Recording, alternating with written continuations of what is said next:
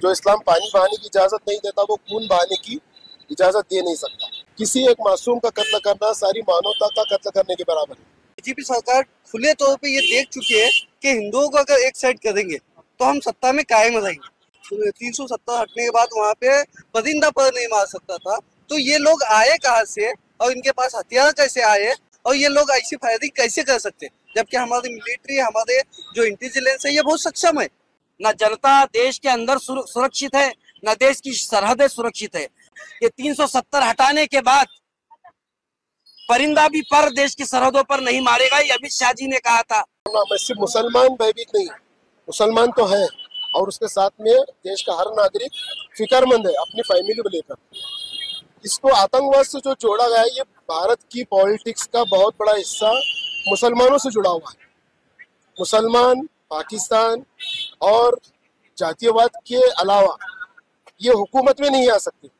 इसके लिए मुसलमानों के सहारा लेकर ये हुकूमत में आ रहे हैं। तो अगर ये वो नहीं करेंगे तो ये जो है सरकार में नहीं रहेंगे। तो असल मुद्दा जो है राजनीति का है। हमको इस चीज की समझने की जरूरत है कि इस देश का अटूट अंग हमारा कश्मीर है और उस कश्मीर के पहलगाम में जो आतंकवादी हमला हुआ, मैं सबसे पहले उसकी कड़ी मजम्मत करता हूँ, कड़ा निषेध व्यक्त करता हूँ कि इस देश के अंदर विशेष रूप से महाराष्ट्र के 6 नागरिक है जिसके अंदर निष्पाक मारे गए हैं और देश के अंदर अलग अलग क्षेत्र से तकरीबन 27 नागरिक निष्पाक मारे गए हैं, जिसमें से एक तो मैं समझता हूँ इंडियन नेवी का एक ऑफिसर है जिसकी शादी होकर सिर्फ 7 ही दिन हो गए थे। ऐसे ऑफिसर का भी वहां पर जो है उनकी भी शहादत हुई। ये बहुत ही अफसोसनाक है। मैं समझता हूँ देश के लिए सबसे बड़ा एक काला दिन है और मैं विशेष रूप से आज केंद्रीय गृह मंत्री से ये कहना चाहता हूँ कि इस देश के अंदर न जनता देश के अंदर सुरक्षित है, न देश की सरहदें सुरक्षित है। इस देश के प्रधानमंत्री और केंद्रीय गृह मंत्री ने यह कहा था कि 370 हटाने के बाद परिंदा भी पर देश की सरहदों पर नहीं मारेगा, ये अमित शाह जी ने कहा था। लेकिन यहाँ देश के अंदर प्रधानमंत्री सुरक्षित है, देश के अंदर गृह मंत्री सुरक्षित है, मुख्यमंत्री सुरक्षित है, इनका रक्षण करने के लिए पुलिस और दूसरे फोर्सेस है, लेकिन जनता कहाँ जाए? निष्पाप जनता मारी जा रही है। और मैं ये कहना चाहता हूँ जो धर्म का जो आईना है इस भारत देश के अंदर, इन संविधान के पद पर बैठे हुए उन मंत्रियों से भी मेरा ये कहना है कि देश को तुमने नफरत और पक्षपात की खाई में इस तरीके से ढकल दिया है कि वहां पर एक वाकया ऐसा पेश आया, पुणे की एक जो पर्यटक थी उसने कहा कि उसे धर्म के नाम पर उसके फैमिली के एक व्यक्ति को मारा गया। ठीक उसी तरीके से जिस वक्त आप देखेंगे कि जयपुर और मुंबई एक्सप्रेस के अंदर चेतन सिंह चौधरी नाम का आरपीएफ का कांस्टेबल धर्म पूछकर कहता है कि इस देश में रहना होगा तो योगी और प्रधानमंत्री कहना होगा। ये कौन सी विचारधारा है जो इस देश को तबाह और बर्बाद कर रही है? ये वही विचारधारा है, देश के आंतरिक विचारधारा, जो अतिरेकी विचारधारा के ये लोग है, चेतन सिंह जैसे लोग हैं, ये ऐसे ही इसी तरीके का मैं समझता हूँ वो जो अतिरेकी थे उसी विचारधारा के थे। लेकिन हम ये कहना चाहते हैं कहीं ना कहीं देश को कड़े कदम उठाने होंगे और पाकिस्तान में घुस करके उन्हें यकीनन उन्हें उसी अंदाज में जवाब देना होगा। ये राजकीय षड्यंत्र है और ये राजकीय षड्यंत्र के तहत ये बातें और अफवाहें फैलाई जाती है।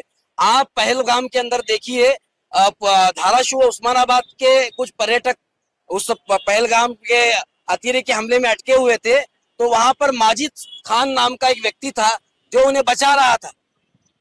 ठीक उसी तरीके से घोड़सवारी करने वाला एक व्यक्ति जो है शहीद हुआ उसके अंदर, सैयद हैदर शायद उसका नाम है, जो पहलगाम के अंदर हमारे महाराष्ट्र के कुछ व्यक्तियों को बचाते हुए शहीद हुआ।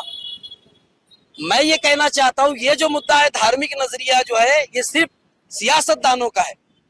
देश के अंदर ऐसा कोई मुद्दा मजहबी नहीं है, ना आपसी भेदभाव है। ये भेदभाव जो पैदा कर रहे हैं, मैं मिसाल अगर दूंगा तो महाराष्ट्र के कई ऐसे मंत्री हैं जो जहर उगल रहे हैं। प्रधानमंत्री तो ये कह रहे हैं कपड़े देखकर पहचाने जाते हैं। ऐसे अगर बयानात सरकार की तरफ से आएंगे तो यकीनन ऐसे मामला पेश सामने आने ही आने। आजकल देखेंगे कि 2014 के बाद से, जैसे 2014 में मोदी सरकार सत्ता में आई तो उसके बाद से लेके अब तक गवर्नमेंट ने ऐसे प्रोपेगेंडा पैदा किए जो आम जनता में ये बताना चाह रहे हैं कि मुस्लिम आतंकवादी होते, जबकि आतंकवादी हमले पहले भी होते थे और बाद में भी होते थे। लेकिन 2014 के बाद से ये आम जनता में सरकार बात फैलाने में कामयाब हो चुकी है कि लोगों के दिलों में, लोगों की भावनाएं हो रही है कि ये मुस्लिम जो है आतंकवादी है, लेकिन मुसलमान का आतंकवादी से कुछ भी लेना देना नहीं है। आज हिंदुत्व संगठन ऐसे बेखौफ होके घूम रही है, वो लोगों को उकसा रही है कि मुसलमानों के ऐसे हमलों की वजह से हम सुरक्षित नहीं है, इसलिए मुसलमानों को खत्म करना चाहिए। और इसी वजह से आज मुसलमान एक ट्रेन में सफर भी करने के लिए डरता है अपने फैमिली को लेके। तो आज का जो माहौल है, ये 2014 के बाद से जो मोदी सरकार ने जो प्रोपेगेंडा बनाया है, उसमें बहुत हद तक कामयाब होने में मोदी सरकार कामयाब हो चुकी है।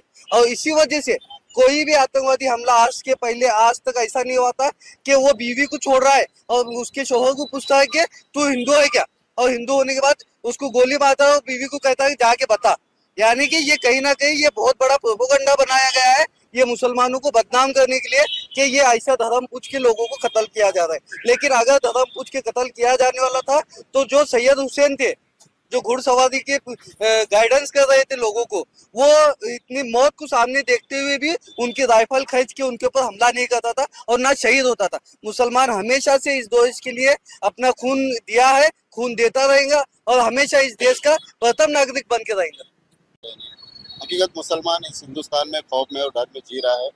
और हकीकत इस बात है, अगर आदमी कहीं घूमने भी जा रहा है, कि ट्रेन तो बात की बात है, कहीं जा रहा है रात में भी फैमिली के साथ जा रहा है, तो उसका डर सा लगा रहता है कि कहीं हम पे हमला हो जाएगा, कहीं ना हम पे कुछ ना कुछ हो जाएगा, मेरे फैमिली सुरक्षित नहीं। और ये हकीकत बात है, हिंदुस्तान का मुसलमान को डर में और खौफ में जीने के लिए मजबूर किया गया। जो इस्लाम पानी बहाने की इजाज़त नहीं देता, जो इस्लाम पानी बहाने की इजाज़त नहीं देता, वो खून बहाने की इजाज़त दे नहीं सकता। किसी एक मासूम का कत्ल करना सारी मानवता का कत्ल करने के बराबर है, ये हमें इस्लाम सिखाता है। और मैं पूरे दावे के साथ ये कह सकता हूँ, जिस पाकिस्तान ने नापाक इरादों के साथ जो हमारे मुल्क पर ये जो आतंकी हमला किया है, ये आतंकी हमले में वो मुसलमान हो ही नहीं सकती, क्योंकि कुरान हमें कहता है, इस्लाम कहता है कि अगर हम किसी एक का नाहक कत्ल करते हैं तो सारी इंसानियत का नाहक कत्ल करने के बराबर है। तो नामुमकिन है इसको इस्लाम से जोड़ना, ये सोची समझी साजिश है। नाम पूछ पूछ कर जो आतंकी हमला किया गया, ये एक सोची समझी साजिश है। देश में नफरत का माहौल पैदा करना, लोगों को भयभीत रखना, ये आतंकियों की, दहशतवादों की शुरू से उनकी एक हिस्ट्री रही है। इसको खत्म करने के लिए हमें वापस से एकजुट होकर, सभी हिंदू मुसलमानों को एकजुट होकर हमें खड़ा रहना पड़ेगा। और मुझे ऐसा नहीं लगता कि सिर्फ मुसलमान भयभीत है, देश का हर नागरिक भयभीत है।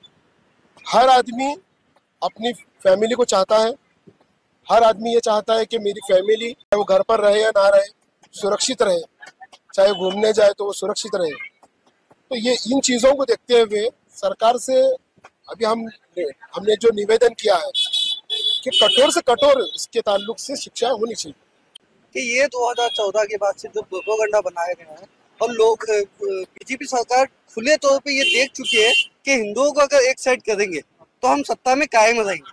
और इन हिंदुओं को एक साइड करने के लिए इस तरह के भयानक हल्ले, अगर 370 हटने के बाद वहाँ पे परिंदा पर नहीं मार सकता था, तो ये लोग आए कहाँ से और इनके पास हथियार कैसे आए जो ये पलगांव में पहुंच के, और ये लोग ऐसी फायरिंग कैसे कर सकते, जबकि हमारी मिलिट्री, हमारे जो इंटेलिजेंस है, ये बहुत सक्षम है।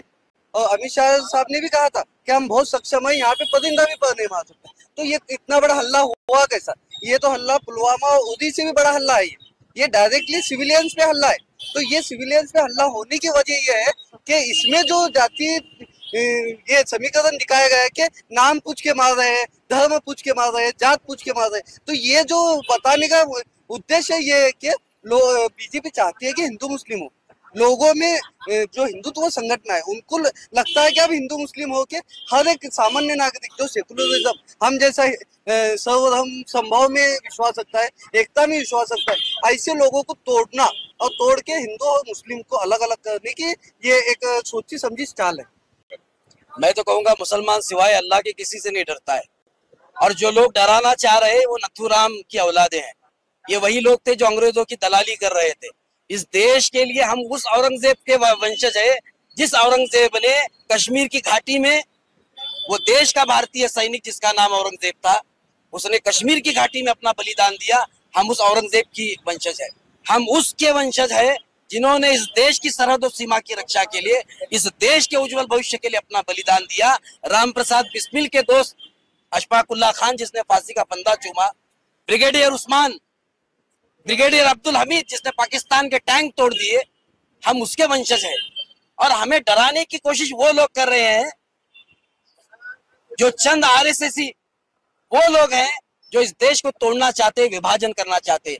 लेकिन देश का संविधान जब तक इस देश के अंदर मौजूद है, देश का संविधान जब तक इस देश के अंदर है, मैं ये नहीं समझता हूँ कि संविधान के होते हुए कोई खतरा यहाँ पर है। हाँ, अलबत्ता जो साजिश है, यही वो मंत्री है जो कभी लैंड जिहाद, लव जिहाद, अभी एक महाराज जी ने तो कहा शरबत जिहाद, दिल्ली हाईकोर्ट ने लताड़ा उन्हें, और दिल्ली हाईकोर्ट ने कहा ऐसी शर्मनाक बातें रामदेव बाबा जैसा व्यक्ति कहता है तो इनकी हिम्मत क्यों बढ़ रही है? इनकी हिम्मत इसलिए बढ़ रही है कि देश का प्रधानमंत्री जब ऐसी बातें कर रहा है, देश के गृह मंत्री इस तरीके से कह रहे हैं, देश के मुख्यमंत्री कह रहे हैं, और एक मंत्री कह रहे हैं मस्जिद में घुसकर मारेंगे, तो इस पर कोर्ट संज्ञान ले